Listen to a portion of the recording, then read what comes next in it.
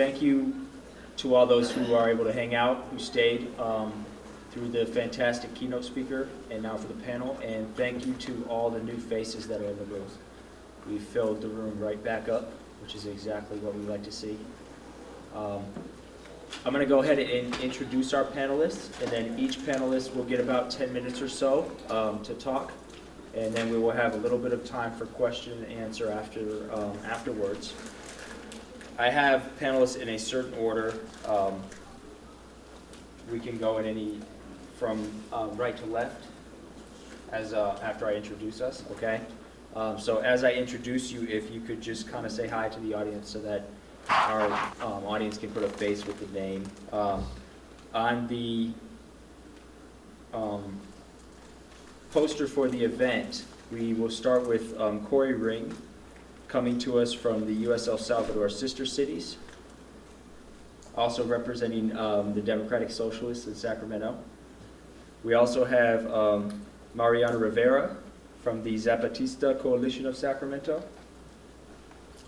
Francisco Dominguez, who is a photographer, artist, and journalist, over here. And Dr. Maria Vargas, who's an assistant professor in the Department of Ethnic Studies at Sacramento State. Dr. Sarabia, an assistant professor in the Department of Sociology here at Sacramento State. And Dr. Limon, a professor of English at Sacramento City College. And before I forget, my name is Christopher Towler. I am faculty in the Department of Political Science. I will now turn the floor over to our esteemed panelists, and I'll come back up here and take questions afterwards. Thank you again. Let's give our panel a round of applause as we get started.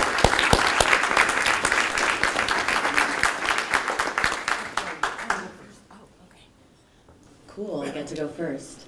Hello. I wanted to say thank you to the organizers for having us, and thank you especially to Dr. Luther for coming here and sharing with us. I think that was a very powerful opening talk, and I'm going to talk about El Salvador specifically. I worked for U.S. El Salvador Sister Cities, which is a network that came out of the Civil War in El Salvador in order to have solidarity across borders, and so there are cities continuing to be sistered with communities in El Salvador, organized communities. And so I have experience from living and working in El Salvador, from being half Salvadoran, and continuing to do solidarity work on this side of the border. So I wanted to have the first point about El Salvador and this topic, right? Neocolonialism and resistance and indigenous communities on the move. In order to understand the current migration crisis, I mean, it was a front page article this morning in the New York Times that the border is at a breaking point, which is ridiculous because it's a man-made thing, and so how can it be broken? And so you got to understand El Salvador has never, and just like Honduras and just like many countries in Latin America, has never existed without the interference of U.S. government and U.S. foreign policy, specifically under the Monroe Doctrine, which the U.S. government today still follows. You can just look at a recent CNN interview with John Bolton a few days ago, basically citing the same policy. Then there's also the key thing you got to understand about El Salvador and the U.S. and the U.S. Forces there is that we can't have it both ways, right? From the very beginning of Salvadoran independence, we and U.S. involvement in Latin America, it's been, like Dr. Luther said, to try to take resources from these countries. And so when people in El Salvador were trying to bring social justice to their country in the 70s and 80s, this was when the U.S. government was giving $1.1 million a day to the Salvadoran military to stamp out communism, right? And so this began one of the first waves of mass migration to the United States from El Salvador. Then the U.S. backed the rich, the military, and their death squads, to the point that Archbishop Oscar Romero was killed by these forces in 1980, and he was trying to avoid what would later become a civil war that forced that migration. And so the war initiated this process. Now there's more than 2 million Salvadorans living in the United States. And since the war, U.S. policies have continued to increase these push factors, right? So, for example, we've got the Central American Free Trade Agreement, which has completely devastated poor farmers' ability, or campesinos' ability to continue their traditional lifestyle of subsistence farming. So that's driven people to go to the cities where there's been increased in free trade factories, right? And of course, people are told to be grateful for the opportunity to be employed in subhuman working conditions, and not allowed to organize for labor rights, because these are under free trade zones, so the laws of the country don't apply there. And of course, these are all, this capital is not staying in the country, it's going out to international corporations.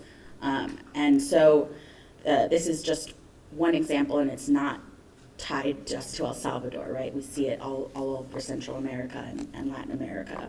And then, so we have this economic exploitation over in El Salvador and in other Latin American countries. And yet, when people escape that, right, and other factors like violence that I'll get to,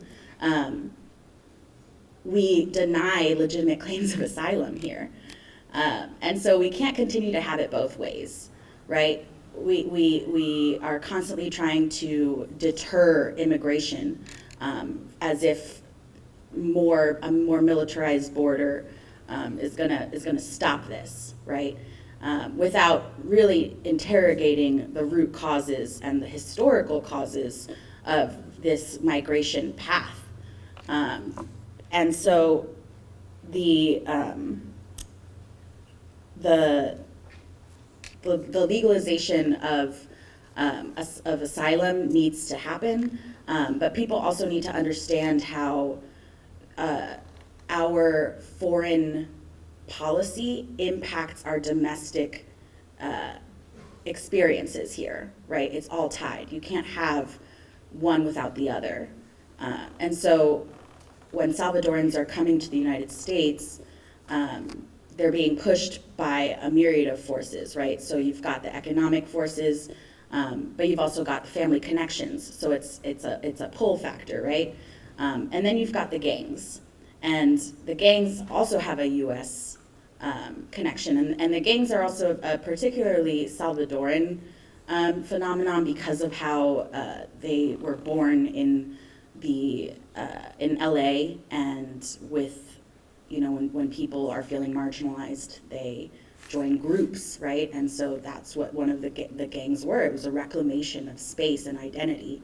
And so when our extremely American heritage of policing and jailing of people got overhand, right? President Bill Clinton was complicit in getting more and more people deported and sent back to El Salvador, right? And that's where we see the birth of the MS-13 and Barrio 18 and all these gangs that are now this supposed transnational menace. Although they're not really they're different than drug cartels. They're actually much more localized. And so the gang issue is something that people have really no idea how to tackle, because it's coming from, again, a similar perspective of, well, if we can just enforce it, if we can just use force to make the problem go away, to deter these behaviors, then it'll work. And clearly that's not the case, right? So when dealing with this, we got to understand the root causes and effects, and trying to find holistic ways to tackle it. So I'm sure I'm preaching to the choir here when I'm talking about U.S. intervention in foreign countries, especially Latin America. But you got to understand it, like Dr. Luther was saying before. If we don't understand it, we'll be blind to what comes next, right? Our history is deeply tied to our future. So I'm gonna leave it there because I think I made the key points I wanted to make, and I'd be happy to answer any questions.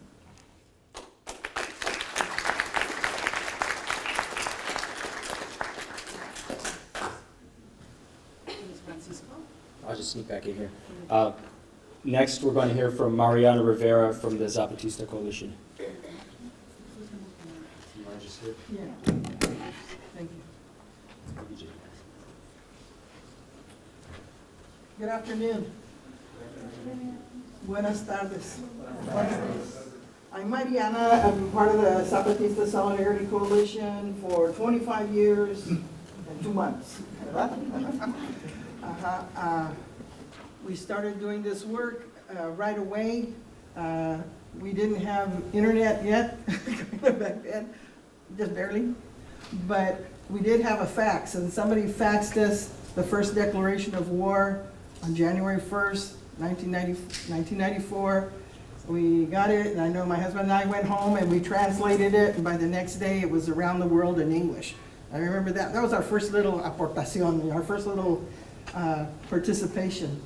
And the Zapatistas rose up on January 1st, 1994 because of NAFTA, right? These guys are pretty sharp in terms of bringing forward, I would call it a creative politic, in terms of being able to take a look at what's going on and use it to teach, to reach out to the people of the world.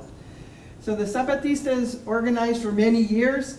They rose up in arms. It was a mostly indigenous army with some mestizo participation as well. A third of their army were women. That's pretty badass, right? Okay, so a lot of the women participated as well.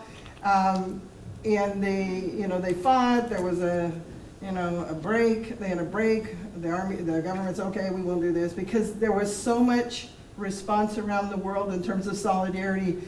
Listening to what went on, we closed the Mexican consulate. Those are just things that we did here in Sacramento, but it went on all around the world. There were huge demonstrations in Mexico City, all around Mexico, in support of the indigenous who stood up. The ones who, they call themselves the smallest ones, the littlest ones, los más pequeños.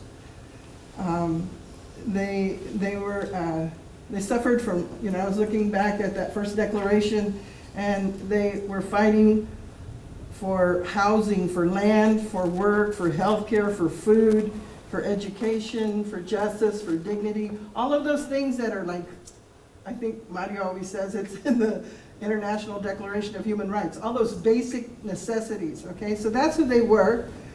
And they negotiated, like a ceasefire. They met with the government and tried to come up with things that would respect indigenous rights, and they kept on moving through. They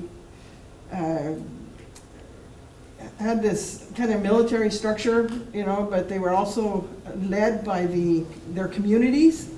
They had representatives in this Indigenous Revolutionary Committee and Clandestine Committee with representatives from all the communities. So all of the communities participate in all the decision making and all of that. So anyway, it's so much information to talk about the Zapatistas. I'm hoping you will read some things. I read another article, some friends of ours, Maria Elena Martinez Torres. If you look her up and look at her writing, she's got some excellent analysis that we can use for your class. But excellent analysis, and her ex-partner, Peter Rosset, R-O-S-S-E-T, I think, Rosset. incredible analysis. They were the first people we heard speak about Chiapas and who knew what they were talking about. That was in January of '94. Excellent writers. They continue to do the research and work. Peter works for Via Campesina, and Maria Elena is a professor, I believe. And I'm not sure at which university now, because I read a lot of articles by her again last night just to refresh my memory. So they've continued to exist. It's 25 years. They just had their 25th anniversary.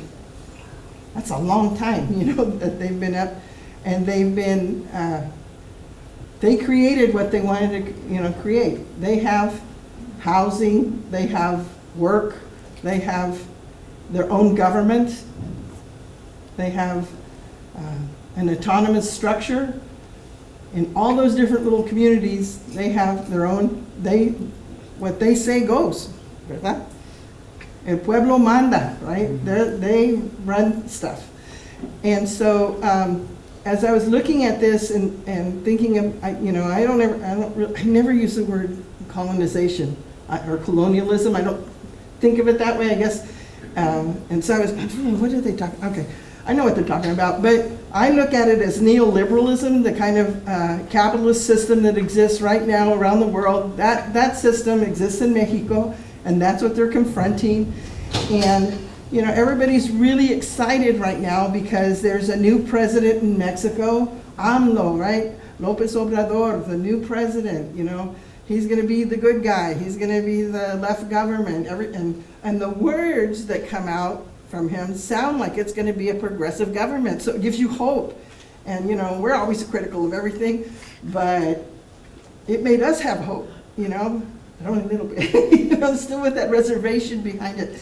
And I guess what I'm getting to is the Zapatistas are getting ready to defend themselves. They feel like they're going to be under attack. This last Sunday, we heard one of the congressmen from Mexico speak here in Sacramento, and he was talking about, the Zapatistas, they're just over there in Chiapas. They're not doing anything. He was just dissing them big time. That they're nothing. So I went back and read all the articles again and all these statements from the Zapatistas, and they also formed a thing called the National Indigenous Congress. Way back a long time ago they started, and that meant they were trying to get all the different indigenous groups within Mexico, all the different tribal people, all of them, to come together in an organization. Besides that organization, that National Indigenous Congress also formed like a political committee, a national political committee to do their political work. And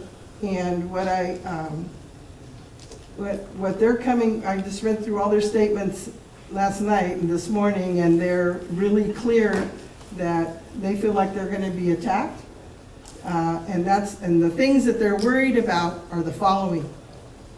One of them is the I don't know if you heard about the Tren Maya, the Maya train. They want to have a train that goes to all the different indigenous Mayan communities from Chiapas to Quintana Roo, over to Cancun, the whole little, so the tourists can come and visit, and they want to build big fancy hotels and have the indigenous work as the waiters and waitresses and hotel room cleaners, et cetera, et cetera. It's the same project that Peña Nieto, the past president, all the presidents in the past have wanted to do the same kind of project. But this guy, who everybody believes in and trusts and hopes that he's going to be the good guy, the good president, the left president, is saying he still wants to do that. Okay, and the next one is they're looking at mining, they're looking at planting millions of trees, in the Istma de Tehuantepec. They're planning lots of things, these mega projects that the indigenous feel like are going to hurt them. So I'm going to stop there and ask Mario to come quickly and a little bit of time. Sorry, Mario. Mario's also with our group, and he went down on the for the anniversary, the 25th anniversary. So he can tell you about what he learned about how the Zapatistas want to respond and why. As Mariana was saying, there's a huge wave of hope. Last night I was listening to some of the programs from Mexico, and the new president has a 90% approval rating. You can believe that compared to what we've got here. But in spite of his talk and how he says he's not a neoliberal, the contradiction is that he is supporting these big mega projects, just like Dr. Luther was talking about.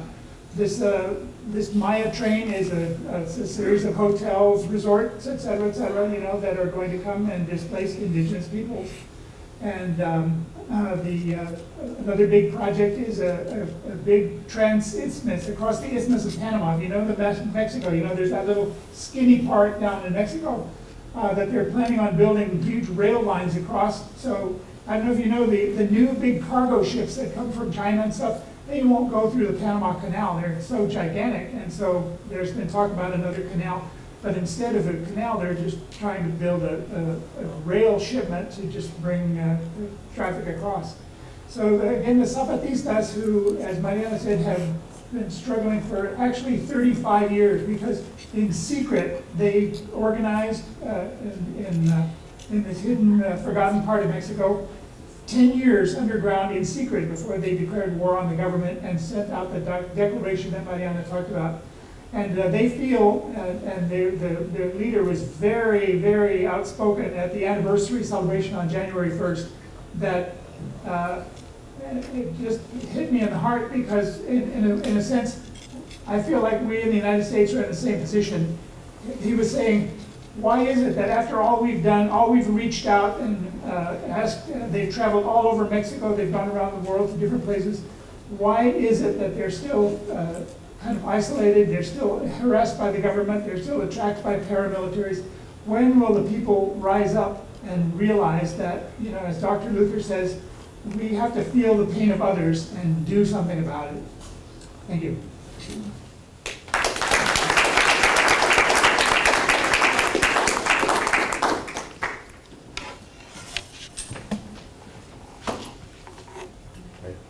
Okay, we're gonna next hear from Francisco Dominguez. Okay, good afternoon. My name is Francisco Dominguez.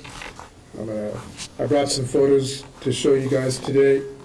First of all, I want to say I'm very happy to be here. Dr. Luther, I heard him speak a couple of years ago here in Sacramento. They were raising money for the hospital. And we should feel very honored to be here to hear his words today. He lives in a country that's very dangerous, and I'm happy to be here today. Also, we'll just get started here. I wanted to say that Sacramento State has a permanent collection of my archive, of my photography, and my silkscreen posters, and it's down the hall here at the archive next to the library. I'm going to start off with some farm worker photography that I did. My father was a bracero worker here that came here in this country in the 50s to work because there was a shortage of workers after World War II. And my father worked here in the Delta area as a farm worker, and he wanted to stay. My father wanted to stay here in this country. So they had another program called the U.S. Army in Korea. So my father joined the Army. They said he'd give him the citizenship, and he made it back. He was shot twice in the legs, but he made it back. And then I'm here today because he got his citizenship. He met my mother here in Sacramento. So that got me interested in doing the farm worker photography. This is a picture of child labor in Winters, California. The young man on the right, Javier, he's 16 years old. He probably works 60 hours a week. I did a series in Winters, California. These are almond workers, almond sorters. They're not children, but they're working, during the harvest, they work about 60 hours a week. Also very hard. They stand up all day.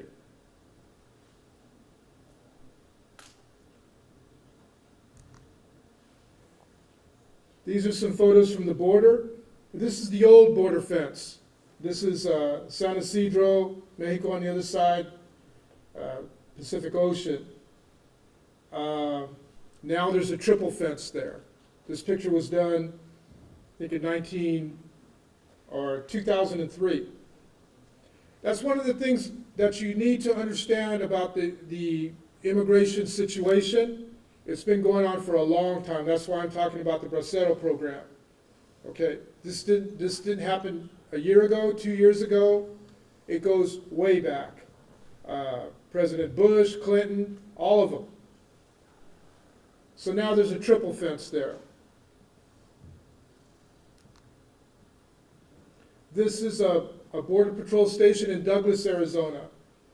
As a photographer, I went with a public affairs, public service officer from the Border Patrol. He took me on a tour into the jail, you name it.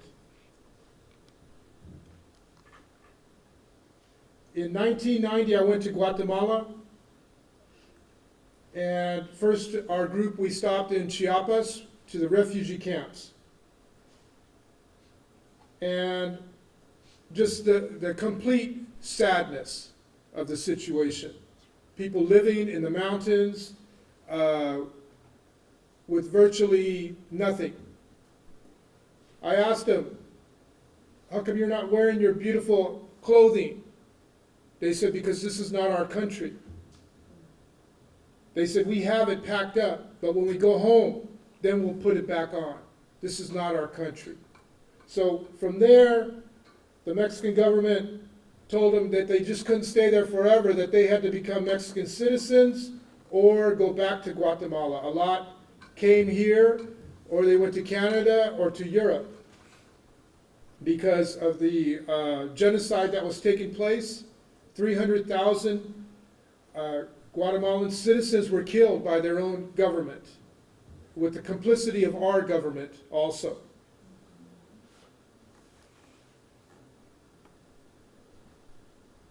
Yeah, I'll never forget this. Actually, I had a show here at Sac State in the Student Union Gallery in 1991, upstairs. And I titled the show, Mayan Refugees 500 Years Later. This is on the border in Juarez. I was with the delegation there looking at a displacement of a community up in the mountains above Juarez, and they're all maquila workers in these communities, and we were driving, and I told the driver to stop the car. You know, I seen this image. So I got out and I did this photograph. These crosses were from 10 women that had been killed. Remember the femicide that was going on in Juarez about 10 years ago. These are crosses in their community when you just drive up there.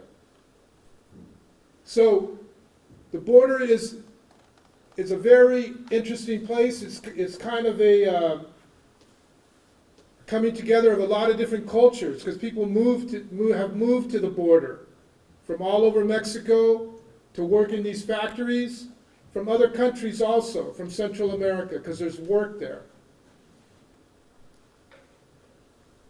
This is in Roma, Texas.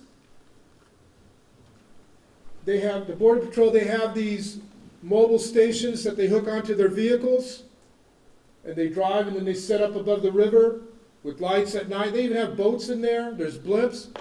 The militarization of the border is massive. And it's very sad because most of the people who live on these borders, in these border towns, it's probably 95% Mexicano people on our side, on this side. So our people are living under a military Occupation. well, she said that. A military reality is what I'm talking about. You can call it a lot of different things, but I've always said, our people are beautiful people, and we don't deserve that. We don't deserve this. This is the image that this organization used for the flyer. This is in Oaxaca. They were having a march, and I was at a restaurant and I seen this march go by, so I took off and got around, and I asked them, what is this march about? And they said it's about education.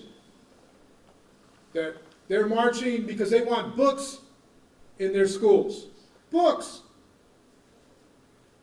And they wanted the government to give shoes for the kids. Think about that. And we're here at a university. This is in Tijuana, a march against the United States by students from Mexico. You see the dollar signs. It was a march against the maquila factories there in Tijuana. They're huge. You got Toshiba, Mitsubishi, you name it. All the TVs that are made there, everything. And these are students there. This woman had been deported. This is at a women's shelter in Tijuana. She had been deported, put in jail first in Los Angeles, 6 months. Then they dropped her off at the border, like 3 in the morning, and said, we'll see you. Okay. She didn't know her kids, she didn't know, had no contact with her children. So I was interviewing her and she broke down crying. So I stopped the interview because it's just too much. This is down below Tucson, Arizona, down by the border. There's actual graves in the desert. I was out with the group No More Deaths putting out water. And it's been in the news now. Now they're prosecuting people for putting out water, which is ridiculous. This is in Roma, Texas. A Texas National Guardsman patrolling the border. I went up to him, I asked him if I could take the pictures of him, and then he said I had to check, so he called his captain, and the captain came and said, yeah, go ahead. You know, took these pictures, and I walked back up the levee to where my truck was, and then a border patrol pulled in on a Jeep, and he had an M16 on his seat, and he says, you know, you can't take pictures here. And I said, well, the National Guard just said I could, and he said, I said you could. So I said, okay, we'll see you later. And I left. The militarization, it's heavy. Heavy weaponry there. This is Dolores Huerta. This is in 2006. Then again, I'm talking about the length of this movement here. This was at the federal building in San Francisco. The immigrant women were having a hunger strike. They were out there in tents. Dolores came and spoke. The same day, this is the ICE building also, they came out and brought dogs to sniff all the tents. Like somehow there was bombs in there or whatever. It was disrespectful to say the least. This picture here, this image, there's an exhibit at the California Museum downtown. It starts this Saturday. And I have images in there. This is one of them. So you should all go. It's an exhibit about the life of Dolores Huerta. It's from the Smithsonian Institution. So you should all go down there, go to the website to see events and things. Okay? It's important. This is your history. This woman has dedicated her life for the betterment of all of us. Similar to, like Dr. King, Cesar Chavez, gave her life for the betterment of others. Like this man who spoke here, Dr. Luther. He's probably still here. It's very serious, these people, what they've done, what they're still doing. She's 88 years old, still out speaking. This is a poster I did after I got back from Guatemala. I said, you know, what the heck is going on here? You know, I started doing printmaking. I was a student at Davis. And this is an image from the series I did in Guatemala. I'm going to stop there. One last thing. I do a radio show on KDVS in Davis. It's the UC Davis student radio station. It's 90.3 FM tomorrow I'm interviewing Dolores Huerta. So tune in at 5 o'clock. It's from 5 to 6. You can get it online also at kdvs.org, and it's on the archive also. So thank you very much.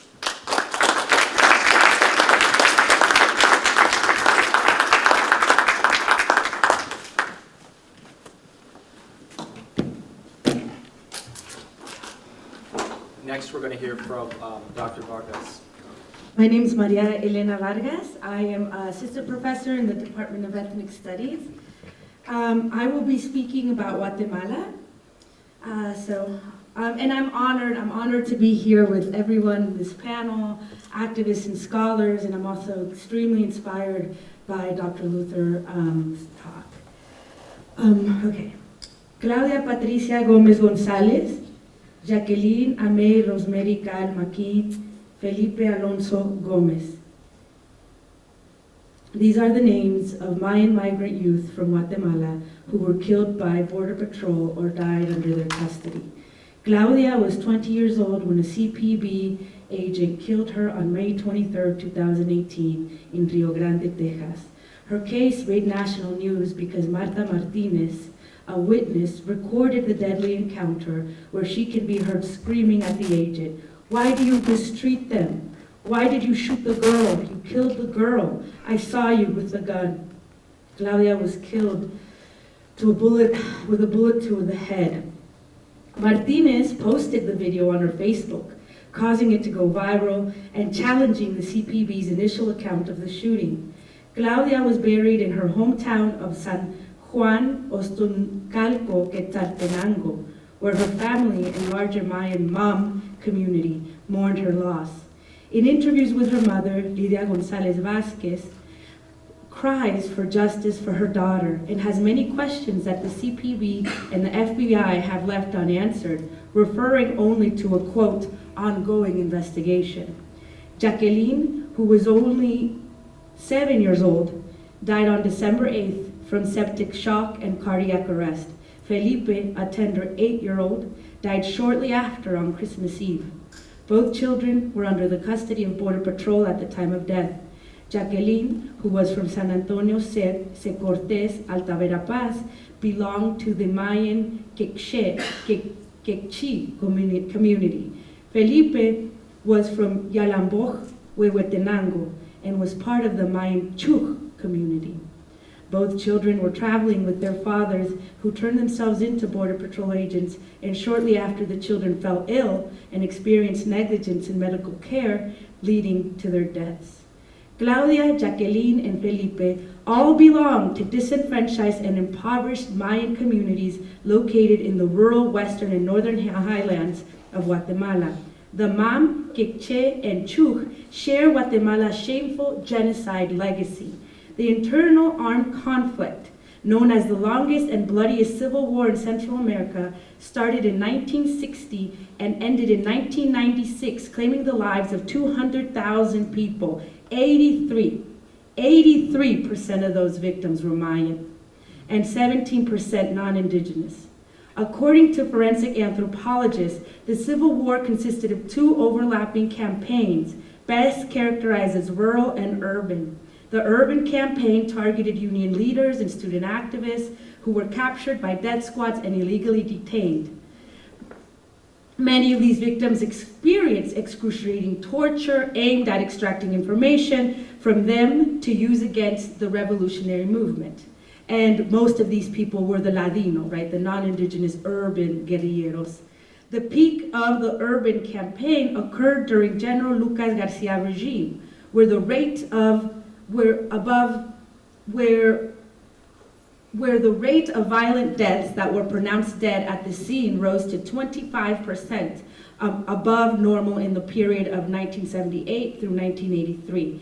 In contrast, the rural campaign under the rule of de facto President Efraín Ríos Montt took a brutal shift in 1982. Ríos Montt believed that the historical neglect by the Guatemalan government of rural and indigenous populated areas made these vulnerable to manipulation by guerrilla groups. So simply, if you were indigenous or Maya, you were now the internal enemy. In contrast to Lucas Garcia, Ríos Montt ignored the urban region in the context of the Civil War, and rural spaces became the epicenter of the war. It was the shift from urban to rural that marked a turn towards genocide, because it placed the indigenous people in the fire of intensified militarized violence perpetrated by the state. Contrary to Guatemalan state claims that ethnicity did not play a role in the conflict and that those killed were armed civilians who supported the revolutionary groups, the counterinsurgency campaign perpetuated against indigenous men, children, women, and the elderly is known as the peak of ruthless violence during the entire 36-year Civil War.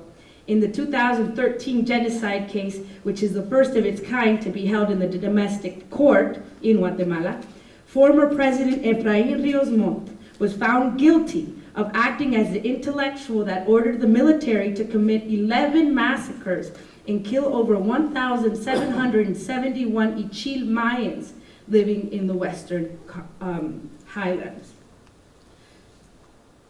To truly understand the complexity of the internal armed conflict, it is necessary to study its imperial roots, entrenched in the 1954 CIA coup that overthrew President Jacobo Arbenz. For most of the 20th century, the U.S. has grown accustomed to the support of U.S. investments by the Guatemalan oligarchy. However, in 1954, Jacobo Arbenz, who was democratically elected by the Guatemalan people, served as the president. In an effort to redistribute land ownership in Guatemala, where the majority of the landless Mayan population was illiterate and living in extreme poverty in rural regions, and where 2% of the landholders owned 72% of the arable land, Arbenz proposed land reform. Arbenz's support of the Agricultural Reform Act angered the United States because much of that confiscated land was part of the land owned by the United Fruit Company. Quote, Secretary of State John Foster Dulles and CIA Director Allen Dulles, brothers, mind you, convinced President Eisenhower that Arbenz had to go. On their advice, Eisenhower authorized the CIA to organize a plan between U.S. and Guatemalan landowners that used a strategy linked to Cold War anti-communist sentiments to create a political practice that portrayed the Arbenz government and its followers as communist. With the overthrow of the Arbenz government, Guatemala retained its practices of extracting economic wealth from the land of the indigenous people and maintained an amicable relationship with the United States that would extend to military aid for the Civil War. The United States government played a central role in interrupting a blooming Guatemalan democracy that was led by popular uprising and indigenous social movements, and thus responsible for the ruthless military dictators and bloodshed of the internal armed conflict. However, U.S. foreign policy in Central America is a glaring piece missing from current mainstream media reports on the Central American caravan, who focus mostly on the personal struggle of migrants and not why the reasons that they're forced to leave their homelands, such as the unlivable circumstances of poverty and violence that Guatemalan political, economic, military oligarchies have created. This homegrown structural violence has been made possible by U.S. foreign intervention, or the way that U.S. has, quote, maintained mutually beneficial political, military, and economic relations with the Guatemalan government.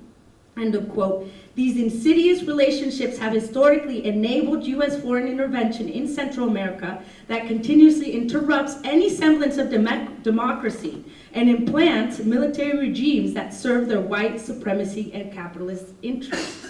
Graham Russell, director of Rights Action, a nonprofit organization dedicated to denouncing U.S. and Canadian policies and actions taken by U.S. and Canadian governments that incite human rights violation, decries mainstream media's omission of what he calls the elephant in the room. And these are the pictures here you see. So there's no more elephant. In terms of the lack of discussion regarding, quote, how governments and global actors are implicated in the endemic problems currently impacting Central America. Russell calls out global economic actors such as the World Bank, the Inter-American Development Bank, hydroelectric hydroelectric dam companies, African palm, and tourist operators that, quote, maintain profitable business relationships with the corrupt repressive elites of Guatemala and Honduras. Currently, Guatemala is experiencing a constitutional crisis in which President Jimmy Morales attempted to end a United Nations Anti-Corruption Commission called the International Commission Against Impunity in Guatemala, the CICIG. The commission, established in 2009, has, quote, pressed corruption cases that have implicated about 680 people, including top elected officials, business people, and bureaucrats. The commission said in November that it won 310 convictions and broke up 60 criminal networks. The commission participated in an investigation that forced former Vice President Roxana Valedati and former President Otto Perez Molina, that can be seen right there with Obama, President Obama, to step down from office in 2015 because of fraud and corruption charges.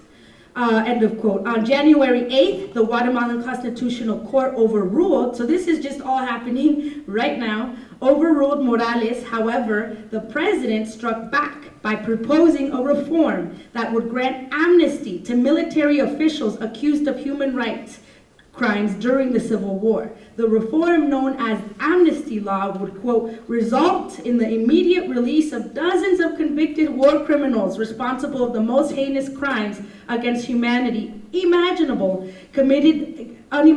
committed during the internal armed conflict, end of quote. International human rights organizations are denouncing Morales' action as a technical coup that, if passed by Congress, would be detrimental to the work and lives of human defenders and indigenous activists.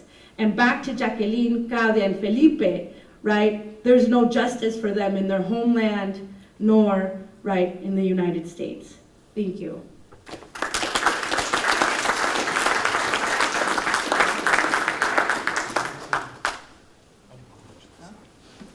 Okay, we're gonna next hear from Dr. Saravia. Thank you for being here today. Today, Jesus and I are going to present a chapter that we're working on for a forthcoming anthology, and it's about the 21st century border, where we try to sort of bring together national policy on immigration with foreign policy by the United States. And so, first the paper. So, on December 1st, 2018, the new president of Mexico, as Mariana mentioned, Andrés Manuel López Obrador, took office, and in that same day, he met with representatives from Guatemala, Honduras, El Salvador, to sign the Plan de Desarrollo Integral, the plan of integral development. Days later, the foreign minister of Mexico announced that Mexico will pledge $30 billion to help deter migration from Central America. Yeah, and so with that being said, we had some questions, right? Some questions of critical critique, right? Particularly, where is that money coming from, right? What is the funding organization? Where's the training coming from? Who's going to provide the infrastructure for this enormous plan to limit migration, right? Previous Latin American countries had not necessarily outspokenly declared outspoken interest in limiting migration. Why all of a sudden is there an interest in funding limiting migration across the Americas? So in this presentation, we are going to talk a little bit about the academic literature to understand this issue. Then we're going to talk about the methods, and then some of the findings and conclusions. So academics have talked about the closing of the border. Francisco mentioned the militarization of the border, the closing of the border, but less attention has been paid to the simultaneous opening of the border to certain people, right? Tourists, the cosmopolitan kind of elite. We have talked about domestic policy when it comes to migration, how the U.S. Policies and laws regarding immigration shapes the movement of people, but less attention has been paid to how foreign policy shapes movements across borders. So we hope to highlight these issues. Yeah. And as has been highlighted in some of the previous conversations, right, that the movement of people is not accidental, that there are legal policies that inspire, that serve as catalysts for movement of people, right? So like that U.S. Foreign policy increases the movement not only of people coming up north, but then also some of the criminal policies here locally impact the movement of people back into their native countries, right? So really quickly, we use sort of data from the Department of Homeland Security, the Department of Justice, the GAO, and we'll focus the presentation on Plan Merida. So we start with the opening of the border. If we see the number of non-immigrant visas issued by the United States annually, we see that about 10 million visas are issued annually to people who can demonstrate economic stability in their countries of origin, and in terms of pedestrians crossing along the U.S.-Mexico border, more than 100 million people cross the U.S.-Mexico border legally every year. The peak was around 2000, where almost 300 million people were crossing the U.S.-Mexico border legally. So the border is quite porous for certain people. That's right. And so what we're seeing, or what the data suggests, is that there is still an ongoing invitation, right, to a certain type of immigrant, right? Somebody that has the resources to apply for the type of certification, the type of legal crossing of the border, right? Which is very interesting, right? That we're still sort of like the American government continues to offer visas and grant permission, right? It continues to say, come on over, come on through, come on in through these visas, right? So the invitation of a people continues to exist. And the investment behind that. So here's an example of Cross-Border Express, CBOX, which is a new tunnel that connects the international airport in Tijuana with a port in San Diego. So you don't even have to go through the regular checkpoints. If you come to the airport, there's an opening. I'll let you keep going. Okay. So there's sort of like this opening for certain individuals who can mostly come from middle class. But at the same time, we know about the closing of the border, but we want to highlight that this closing of the border also comes at a time of dramatic changes in the migration patterns. So mass migration from Mexico has come to an end. Today, there's a net negative migration from Mexico, which means that more people from Mexico leave the United States than enter. Since 2014 around, more non-Mexicans are apprehended along the U.S.-Mexico border than Mexicans. So what is all this hype about this border crisis, this border patrol being overwhelmed? We know that migration characteristics have changed, and today the big focus is on Central American migration. And yet we also see that today Mexico deports more Central Americans than the United States. So we want to highlight what's happening. And so, and actually, before we jump into that part, right? Like, so again, so think about it from this perspective. So the U.S. Mexico is doing a lot to invite people to come over with legal visas, right? To enter the country with travel or with limited visas, right? But at the same time, there's minimal investment in the court system, right? To process longer term stays, right? There's no pathway from somebody to enter with a temporary visa and then stay as a permanent resident. And yet we know that is how most of the folks that are undocumented now that are coming from Mexico, that is how they're entering, right? So, James Baldwin once said, like, I don't know how to measure whether or not there's racism in your heart. I can just measure the outcomes of your actions, right? And so that's what we're using. We're saying, like, the outcomes of the actions, right, let us know that there is an intentionality to criminalize people, right? To criminalize people that come here with permits, but after they stay here, because there is no legal system for them to remain, these folks become criminalized. Yes, and so to highlight and go back to this initial puzzle of why is Mexico invested in stopping Central American migration, why is Mexico invested in deporting Central American migrants, we turn to foreign policy. That in 2006, this is the amount of aid given from the United States to Mexico. In 2006, $66 million were given to Mexico. 2007, $65 million. 2007, $405 million. 2008, $432 million. There's a huge increase, 6 times. And this is through Merida Initiative. And so, to highlight a little bit about the Merida Initiative, there are like supposedly 4 pillars about that come with the Merida Initiative that seek to supposedly disrupt organized crime, institutionalize the rule of law in Mexico, build strong and resilient communities, whatever that means, and one of the pillars is to create a 21st century border. And about 1/5 of all the funding for the Merida Initiative goes to these specific efforts. And what these, how the 21st century border has been defined is to, and I quote, facilitate legitimate commerce and movement of people while curtailing the illicit flow of drugs, people, arms, and cash. So these are this invitation for legitimate people who can prove that they are worthy of permits to cross borders, while at the same time further policing and exerting violence on the poor people who are described and labeled as illegitimate and illegal.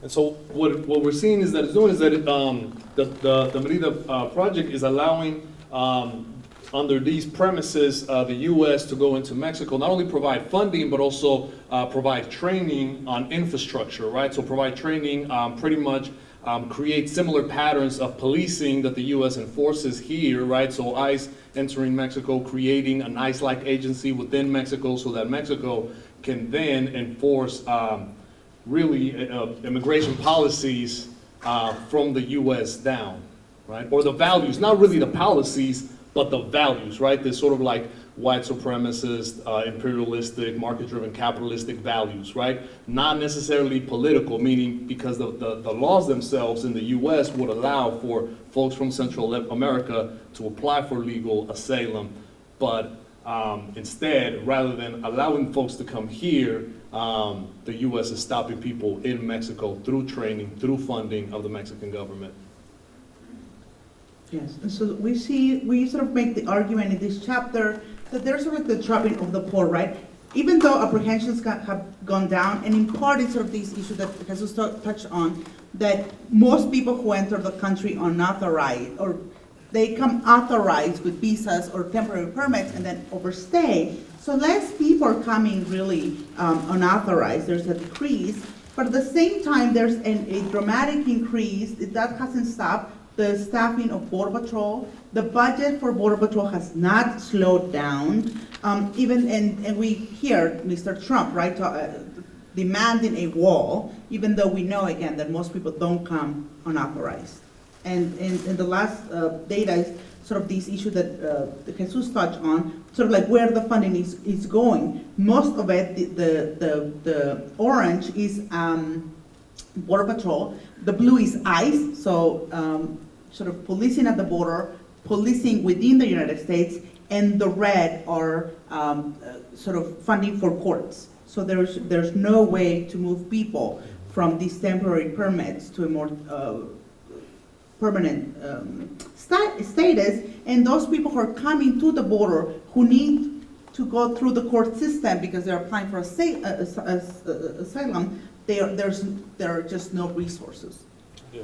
And so our argument is two-part, right? On the one end, we see the limited migration of folks from Latin America and Central America up north by the funding of the Mexican government and the development of agencies within the country of Mexico, right? But then we also see the criminalization of people, mostly that come from Mexico, with visas once they arrive here, right? So it's the creation of a poorer working class. Most of these folks do not arrive a self-defined poor labor working class, right? The simple fact that they were able to get visas would let us know that they're a part, that they have the resources. Yet when they come here and become undocumented, now they're a part of a second-class citizenship, right? So the development of second-class citizenship here in the United States through these programs, but also the limitation of mobility of central immigrants moving north. And so just to conclude, again, we sort of touch on the opening of the border, the simultaneous opening and closing of the border, and the trapping of the poor through various means, through not allowing free movements of people, through creating these legal categories that criminalizes them once they are here. But that we want to sort of end with this issue of the consequences, right? Even though, again, migration has slowed down, at least from Mexico, from undocumented people or coming unauthorized. The deaths amongst undocumented migrants has not slowed down. More than 6,000 people have died since the militarization of the border intensified in the 1990s. And just that thousands of immigrant children, like the ones that Maria talked about, have been reporting sexual assault. Not 4, not 40 or 400. More than 4,500 children have reported being sexually abused.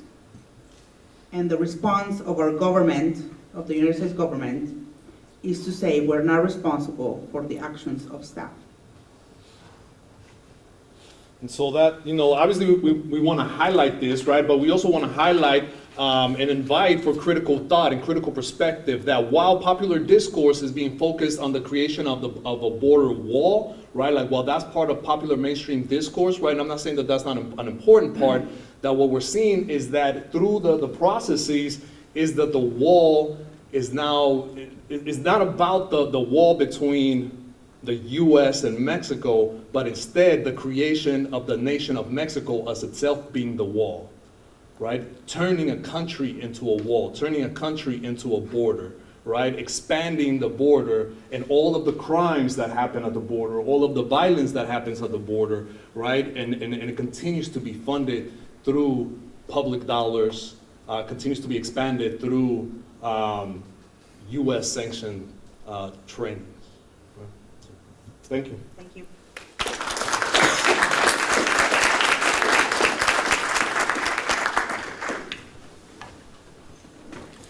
All right, thank you again to all of our panelists. We have just a few minutes left if there are any questions from the audience now.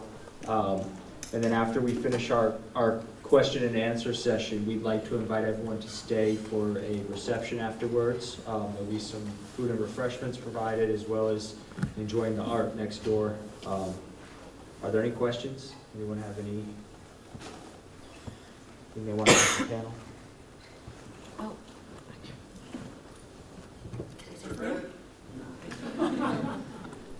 I have a comment. Oh, yeah. And can I make a comment? I have a comment too.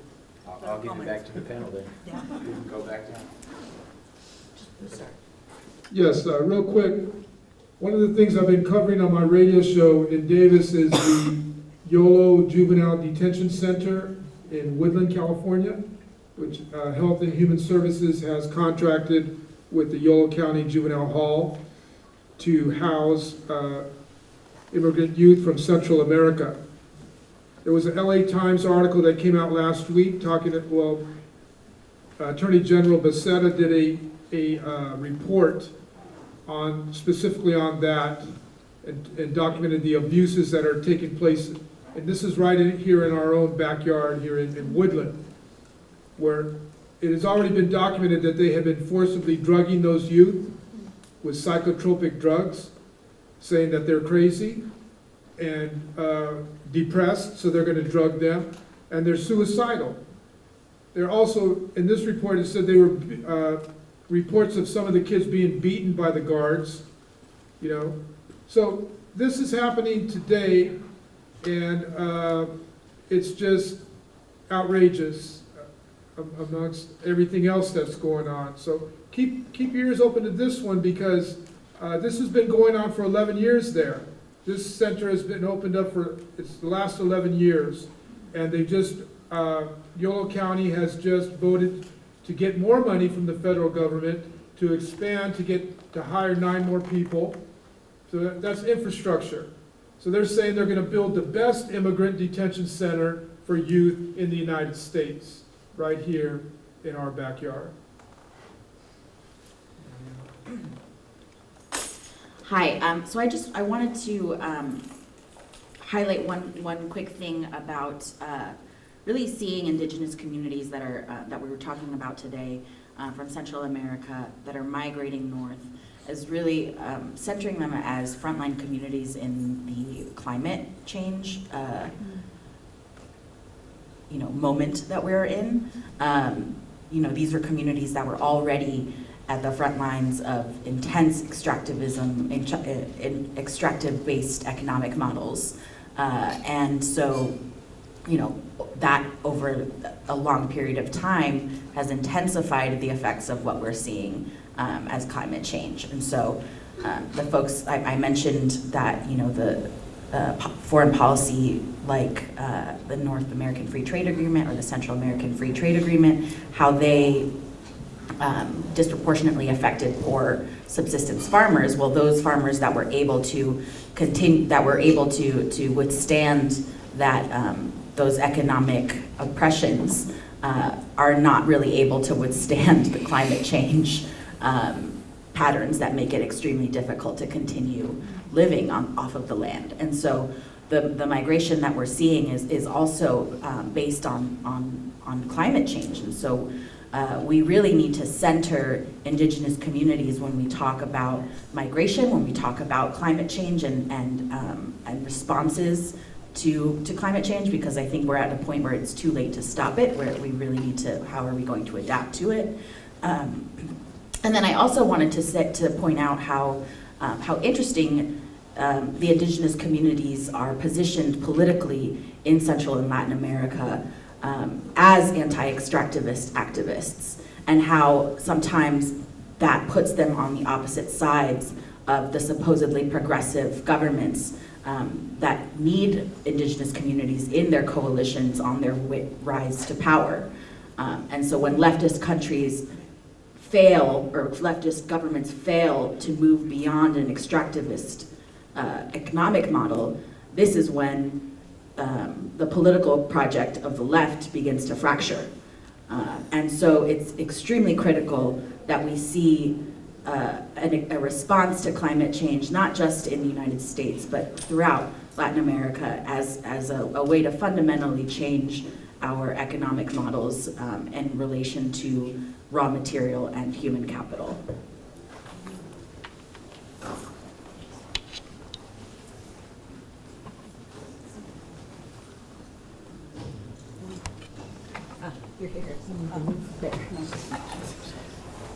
Okay, there was just one other, or something I really wanted to say was that Subcomandante Marcos, one time, he was a leader at one point, and he was being interviewed, and what he was asked was if he had a message for the Mexicano people who were in the United States. And his answer was, yes. Tell them that the Zapatistas rose up in rebellion and we're fighting back and resisting because we want no one else, no other Mexicano to ever have to leave their homeland in order to survive. And I remember saying this on the radio. I was up in Chico, and somebody from Redding drove down to where we had just done this radio show. She drove because we were at some anti-tool 9 or some we're doing something activist. Anyway, this woman shows up at our table and says, "Were you the 2 women who were on the radio just a little bit ago?" And we said, "Yeah." And she started crying. She just cried and cried, and I said, "What's the matter?" And she said, "I'm embarrassed, I'm ashamed that I left and I didn't stay and fight." And that's kind of what, a lot of people come north, right? A lot of people come here, or they move to the cities and the border, and eventually they get here. But I want you to know that there's other, I mean, we don't just give up, okay? We can't give up. And the Zapatistas are an example. When I used to do presentations with little kids at schools, I would ask them, God, what if there was a situation where your kids were starving and sick and you had no work? What would you do? And I'd have them stand up and act it out. And lots of times they would say, I would get out of there. I wouldn't want to be poor like that. I wouldn't want to see my kids starve. And you would just leave, huh? Yeah. You know, and I said, well, is there any other alternative? And they go, I guess you could stay there and die. That's little kids, that's how they saw it. When I asked them, if it was bad, what would you do? And so none of them ever, in all those years that we did that kind of presentation with kids, did they say we could stay and fight. Lots of times it's not considered an alternative, right, or an option. But today, the doctor who was here with us, he was talking about fighting back and resisting. And that's what this is going on around the world. Indigenous people are organizing and fighting back, and we have to support that.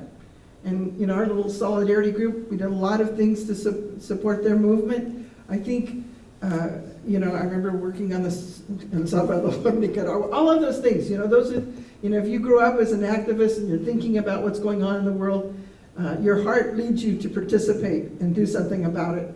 And that's the example that we're following with the Zapatistas. I'm really concerned that they're going to be attacked, and they've already been attacked. They're going to be attacked more. And under this new system, there's a new president who's making them, like everybody believes he's going to be good. And so if you hear of them being attacked, you know that his words are different from his actions, you know? And that's scary to us because they could disappear, all of them. And we have to be ready to defend them. Thank you.